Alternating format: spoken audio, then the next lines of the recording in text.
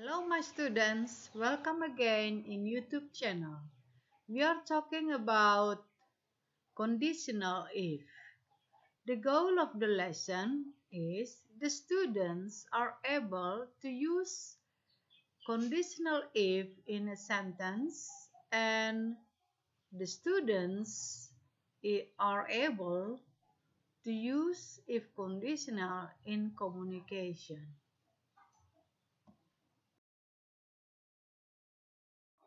Okay. Conditional sentences. Look at here the structure. A conditional sentence is composed of two parts. They are if clause and main clause. Example, if it rains tomorrow, we will not come. If it rains tomorrow is if clause and we will not come is main clause. Conditional sentences. The types.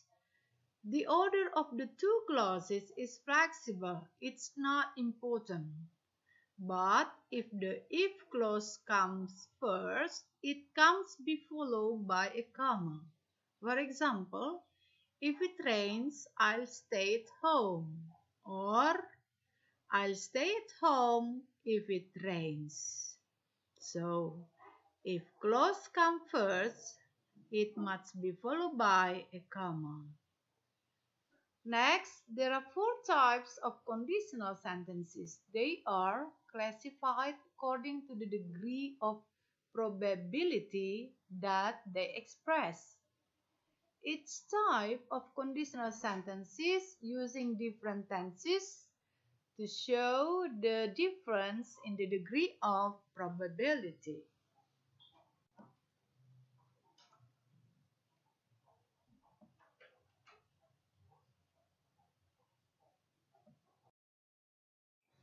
Conditional sentences.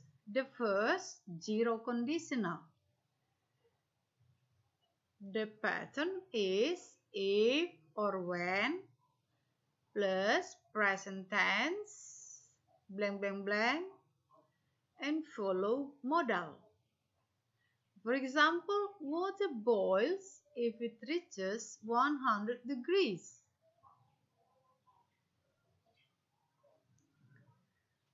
So, if and then follow subject and verb and object.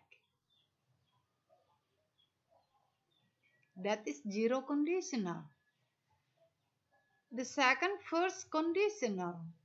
If or unless plus present blank blank blank and then follow future. For example, if I study, I'll pass. If I study, I'll pass. I'll pass is a main sentence and if I study is if clause. Second, conditional. If plus past. And follow would plus infinitive.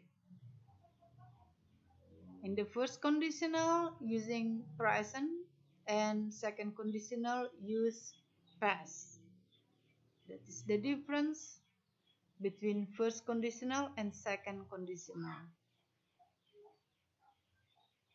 For example, if I studied, I would pass. Jadi dalam bahasa Indonesia Ibu terangkan kalau first conditional itu menggunakan kata kerja bentuk pertama dalam bentuk present, if plus subject plus verb one. Kalau ada objek boleh, itu maksudnya titik titik titik. Setelah itu ada koma, kemudian subjek ditambah will atau present future yang menggunakan will, kemudian verb one diikuti oleh verb one. Sekali lagi, kalau first conditional itu if ditambah subjek ditambah verb one, kemudian boleh ditambah objek atau adverb, lalu diikuti oleh subjek, lalu will, kemudian past. Jadi will itu sering disingkat dengan, misalnya I will disingkat dengan I'll, will, begitu ya. We will, they will. Kemudian kalau second conditional atau conditional type 2, yang pertama itu kalau dimulai dari if clause, if ditambah past. Jadi artinya past di sini kata kerjanya bentuk kedua. Kalau menggunakan helper atau auxiliary to be, maka to be dari orang ketiga tunggal, misalnya he, she, it, itu pronoun orang ketiga tunggal. Dan saya, I, orang pertama tunggal, itu tidak menggunakan was, tetapi were. Ya, if I were you contohnya, bukan if I was you. If I were you. Oke. Jadi kalau second conditional atau conditional type 2, pertama itu kalau if clause, if ditambah kemudian past. Lalu blank blank blank ini bisa saja diikuti oleh objek atau adverb begitu. Kemudian main clause-nya diikuti oleh subjek, kemudian would, lalu diikuti oleh kata kerja bentuk pertama. Contohnya, if I studied, I would pass. Jadi jika saya belajar, saya akan lulus. Itulah second conditional. Sedangkan first conditional tadi, if I study, I'll pass. Jadi study become studied, will become would. Itulah kalau second conditional. Sekarang kita teruskan ke third conditional. Kita mulai dari if clause. If ditambah past perfect. Jadi if ditambah subjek, ditambah kata kerja bentuk ketiga atau disebut dengan past perfect. Blank blank blank artinya dan seterusnya. Lalu diikuti oleh subjek, main sentence-nya subjek, kemudian would have, ditambah past participle. Past participle ini sama dengan kata kerja bentuk ketiga ya. Jadi setiap ada auxiliary have, maka diikuti oleh past participle. Contohnya begini, if I had studied, I would have passed. Jika saya sudah belajar,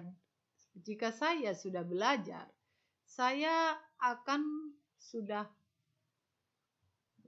lulus. Inilah contohnya. Jadi if I had studied. Jadi past perfect-nya auxiliary di sini adalah had. If I had studied diikuti oleh kata kerja bentuk ketiga. Jadi setiap auxiliary had atau have pasti diikuti oleh kata kerja bentuk ketiga. Studied. Jadi studied di sini berbeda dengan studied di second conditional. Kalau di second conditional ini namanya verb 2, sedangkan yang di third conditional studied di sini adalah verb 3. Oke, jadi berpasang-pasangan ya. Perhatikan kembali dari first conditional. Jadi kalau di sini if diikuti subjek, kemudian bentuk verb 1 atau present, and so on, and then subject plus will plus verb 1. Dan second conditional if plus subject plus verb 2. Kalau tidak ada verb 2, misalnya ini membutuhkan helper dia, maka pakai were, tidak pakai was. Lalu main clause-nya diikuti oleh subjek, ditambah would, ditambah kata kerja bentuk pertama. Ya, jadi ini antara kata kerja bentuk kedua dengan would, past future pasangannya. Kemudian kalau third conditional, past perfect berpasangan dengan past future perfect tense. Ya. Kalau kurang mengerti nanti boleh ditanya Ibu. You can ask me. Oke, lihatlah, perhatikan zero conditionals. Jadi tensesnya bentuk simple present atau present tense in both clauses. Jadi both clauses, kedua kalimat itu berbentuk present. Ya, contoh, if you heat water to 100 degrees it boils. Tidak ada pakai present future. Kedua kalimat itu menggunakan simple present. Itu namanya zero conditionals. Zero conditionals, ya.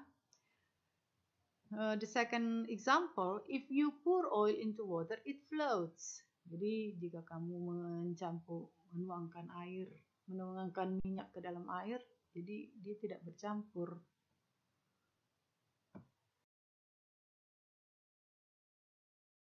Perhatikan zero conditionals digunakan untuk talk about universal truth. Jadi membicarakan tentang kebenaran umum. Semua orang tahu bahwa itu benar begitu. Misalnya, if you heat ice, it turns to water. Jadi jika kamu memanaskan es, akan berubah menjadi air. Memang betul ya, kalau es itu dipanaskan akan mencair begitu. Kemudian zero conditional itu juga to talk about habits.